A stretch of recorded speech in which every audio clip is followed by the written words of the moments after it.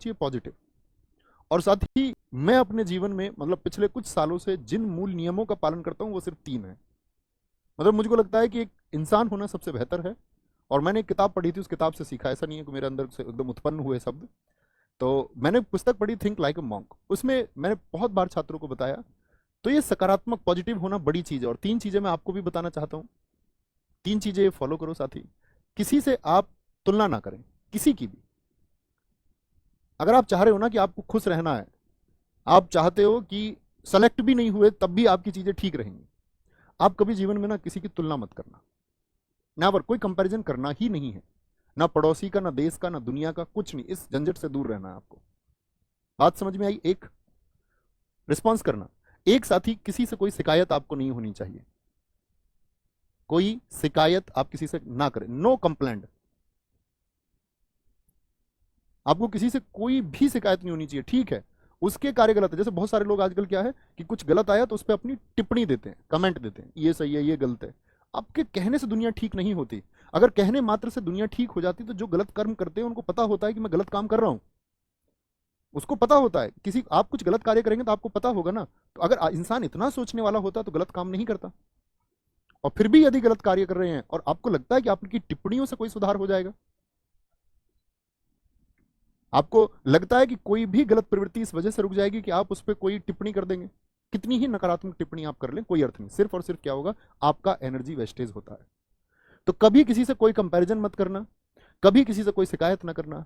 और तीसरा, मैं पुराने छात्रों से उम्मीद करूंगा कि वो मुझे बताएं जिसने ये बात कभी सुनी हो, महसूस की हो। एक बार देखेंगे बस आपके ये 1 मिनट चाहूंगा, क्योंकि हमारी अंतिम क्लास भी है साथी, ठीक है। उसके बाद में तो शायद फिर मैंने आपको बताया मुखागी 3.0 बैच आएगा, तब हिंदी पढ़ेंगे वहाँ एप्लीकेशन में। यूट्यूब पर मैं पढ़ा चुका हूँ, जो साथी यूट्यूब पर पढ़ते हैं।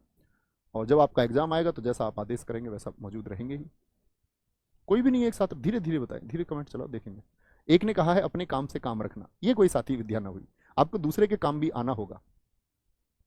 ऐसा नहीं है कि मुझे अपने ही काम करना, आपको काम करना आएगा। बहुत शानदार,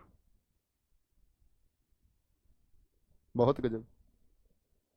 गलती को स्वीकार करना, ये बड़ी अच्छी बात है। बात उसी में लिखी हुई थी, सकारात्मक सोच। मतलब आपको नेगेटिव नहीं होना है किसी भी एक मोड पर। अगर आप कभी किसी इंसान को खुश देखो ना, तो आपको मुस्कुराना है। आपको उसे देख करके फील, उसको मतलब ऐसे आपको खुद को महसूस ना होना चाहिए कि भाई मैं इसे ईर्ष्या कर रहा हूं। आप कहेंगे भैया इंसान है, ईर्ष्या तो होती है, तो आपको होगी ना। तो आपको बस समझाना कि मैं हाँ गलत कर रहा हूं। अगर आप इंसान है, मैं इंसान हूं, शायद मुझे भी कोई ईर्ष्या हो सकती है, लेकिन हमको खुद को समझाना होगा बहुत जल्दी कि हम गलत ट्रैक पर है। और यही गलत ट्रैक क्या होता है साथी, किसी की भी ईर्ष्या ना करे का मतलब होता है आप कोई भी किसी की आलोचना ना करें।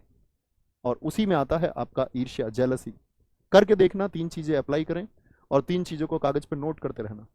जब कभी भी ये करें तभी नोट करें, मेरा पहला दिन है, मैक्सिमम 10 बार करूंगा।